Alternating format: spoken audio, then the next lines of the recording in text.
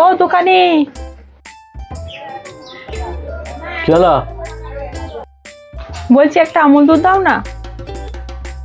আমুল দুধ নাই খো। ও দোকানদার, দাও না, ওরকম করছো কেন? আমুল দুধটা দাও। নাই নাই, আমুল দুধ নাই, যাও। ওই যে তোমার পাশে ঝুলছে, তুমি বলছো নেই। বিক্রি নাই, বিক্রি নাই, হবে না, যাও তুমি যাও। বলছি বাড়িতে লোক এসছে, আমুল দুধ না নিয়ে গেলে চা করতে পারবো না, মান সম্মানের ব্যাপার। দাও না, ওরকম করছো কেন? দাও একটা। তোমার বাড়িতে লোক এসে তোমার মান সম্মান তুমি বোঝো গা। আমার দোকানে তুমি কোনো জিনিস নাও, সব তো ওই দোকান থেকে নিয়ে আসো, এই দিক দিয়ে নিয়ে নিয়ে যাও। আবার আমার দোকানে দিয়ে ওই দোকানটা বন্ধ আছে নাকি, সেই জন্য আমার দোকানে চলে এসছো আমুল দুধটা নিতে। হবে না, আমি দেবো না, তুমি যাও এখান থেকে, যাও পালা।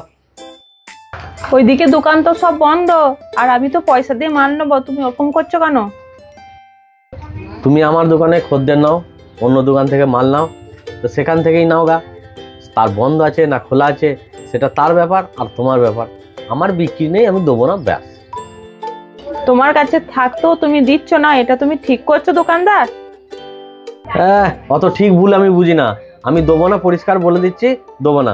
তুমি চলে যাও, আমি একদমই দেবো না। কারণ যখন আমার দোকানে বাজার ভালো যায় না গো, তখন আমার সামনে দিয়ে থলি করে মাল নিয়ে যাও, তখন আমার কিরকম লাগে, আজ সেই রকমটা তোমার লাগবে। দেবো না, যাও যাও যাও যাও, চলে চলে। এইবারের মতো দাও, এরপর থেকে আমি তোমার কাছেই মাল নেবো। দাও দাও।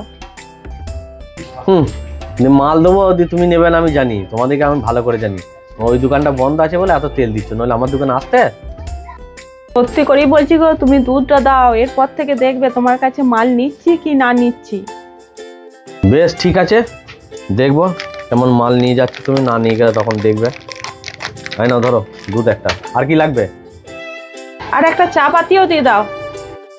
বেশ, তাই না, চা পাতি একটা। আর কিছু লাগবে? না না, আর কিছু লাগবে না। বেশ, 20 টাকা দাও তাহলে।